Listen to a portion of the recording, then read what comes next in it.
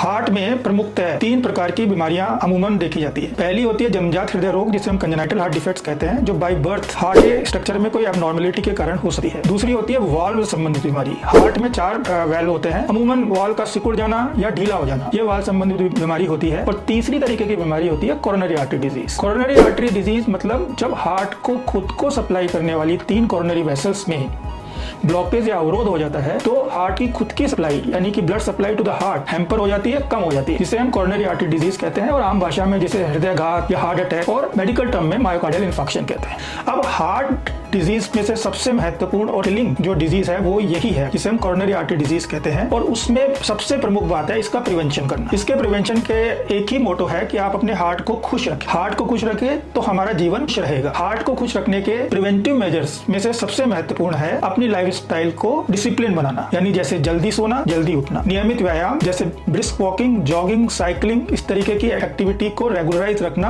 और इसको नियमित रूप से निभाना।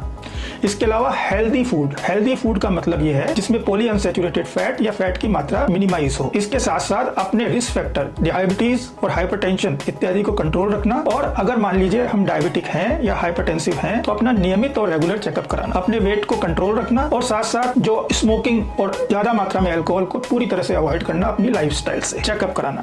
मेरी सलाह रहेगी कि कम से कम 40 साल के बाद साल में एक बार अपने हार्ट का नियमित हेल्थ चेकअप जरूर करवाना।